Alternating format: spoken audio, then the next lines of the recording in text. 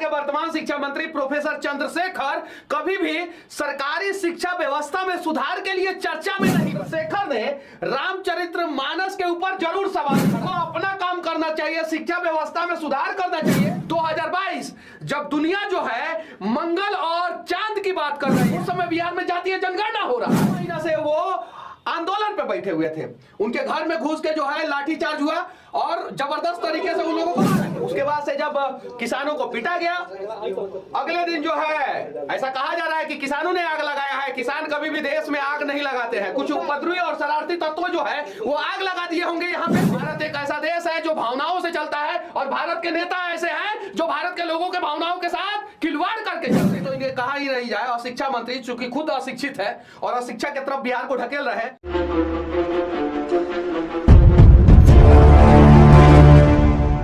बिहार का जर्जर सरकारी शिक्षा व्यवस्था के बारे में बिहार ही नहीं पूरे देश के लोगों को पता है।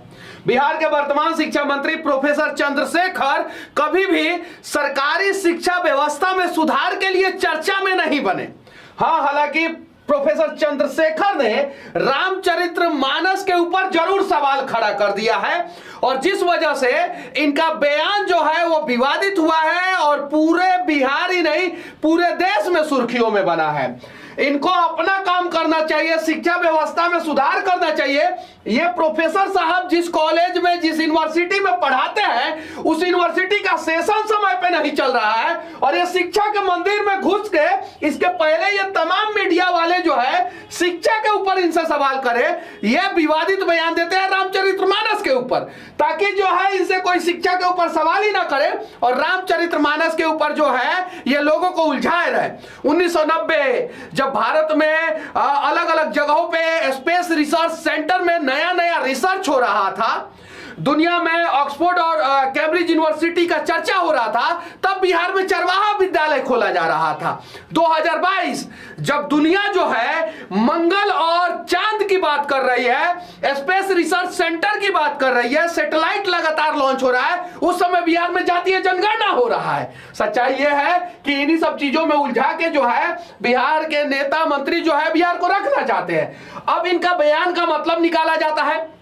बक्सर के चौसा में जो है किसानों के ऊपर जबरदस्त लाठीचार्ज हुआ। क्यों? क्योंकि उनका मांग था कि हमारा जमीन ले रहा हो तो उचित मुआवजा दो। 2.5 महीना से वो आंदोलन पे बैठे हुए थे, उनके घर में घुस के जो है लाठीचार्ज हुआ और जबरदस्त तरीके से उन लोगों को मारा गया। पहले इस वीडियो को देखिए, आप लोग ध्यान से देखिए, देखिए कैसे मारा जा रहा है।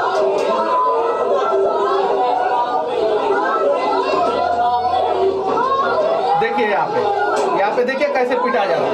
देखिए देखिए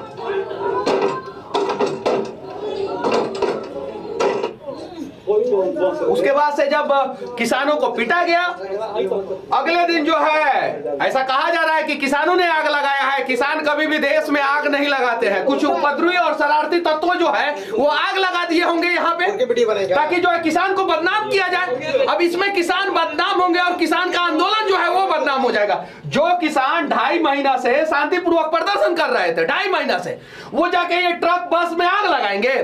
ये कंपनी वाले जानते हैं कि जब इनके ट्रक बस में आग लगेगा तो धारा 353 सरकारी काम में बाधा और ना जाने और कौन कौन सा धारा लगा दिया जाएगा। 400-500 हजार लोगों के ऊपर FIR कर दिया जाएगा और जो किसानों का मांग है वो मांग पूरा नहीं होगा। 2, 4, 10, 20 ट्रक में आग लगेगा, कितना नुकसान होगा? 2, 4, 5 करोड़। किसानों का मांग जो है वो जेन्युइन है और उस हिसाब से कंपनी को जो है 100, 150, 200 करोड़ रुपए का नुकसान होता। अब देखिए इस पे किसी का ध्यान ना जाए, इसके लिए प्रोफेसर चंद्रशेखर महोदय रामचरितमानस में सवाल उठा रहे। अरे प्रोफेसर साहब, आपका जो काम है वो कीजिए ना, कीजिए। यूनिवर्सिटी का सेशन जो है समय पे कीजिए, सरकारी विद्यालय में जो व्यवस्था कीजिए, लेकिन वो नहीं करेंगे। ये विवादित बयान देंगे और इनको जैसे दिखा कि national, local, regional, digital, electronic सारा मीडिया यहाँ पे है, देख सकते हैं आप, यहां तक कि प्रिंट मीडिया भी, सारा मीडिया है। तो चलो मुंह से इसके पहले वो लोग पूछे शिक्षा पे, हम रामायण पे उन लोगों को उलझा देते हैं और उलझा दिए ये रामायण पे। अब बिहार में जो है इस पे चर्चा होगा। बक्सर में किसानों के ऊपर लाठीचार्ज हुआ, उस पर चर्चा नहीं होगा। और ये सोची समझी साजिश है कि लोग जो है किसान वाले मुद्दे से डाइवर्ट हो जाए, पहला चीज। दूसरा चीज कि शिक्षा व्यवस्था पे चर्चा ना हो, और तीसरा चीज पूरा दुनिया जो है चांद और मंगल पे पहुंचने का प्रयास कर रहा है और बिहार में जातीय जनगणना हो रहा है, उस पर चर्चा ना हो। वाह रे वाह, धन्य है बिहार के नेता प्रभु आप लोग। बिहार को जब तक आप लोग पूरी तरीके से बर्बाद ना करेंगे और बिहार के हर घर से लेबर मजदूर ना निकालेंगे, तब तक आप लोगों को चैन नहीं आएगा। यह सच्चाई है। ये क्यों नहीं डिस्कस किए कि मगध यूनिवर्सिटी में करप्शन है? ये क्यों नहीं डिस्कस किए कि भीमराव अंबेडकर यूनिवर्सिटी में जो है घोटाला हो रहा है? ये क्यों नहीं डिस्कस किए कि बिहार के लगभग हर एक जिला में यूनिवर्सिटी होना चाहिए और आज जो है 12-13 यूनिवर्सिटी से जो है बिहार को काम चलाना पड़ रहा है? क्यों नहीं डिस्कस किया उन सब चीजों पे? उन सब चीजों पे नहीं डिस्कस करेंगे और रामचरितमानस पे सवाल करेंगे। आप सुनिए इनका स्टेटमेंट, पहले सुन लीजिएगा। मनुस्मृति को जलाने का क्यों काम किए?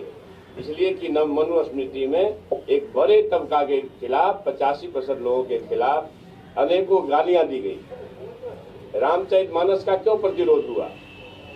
किस अंश का प्रतिरोध हुआ? अधम जात में विद्या पाए भयहु जथा ही दूध पिलाए।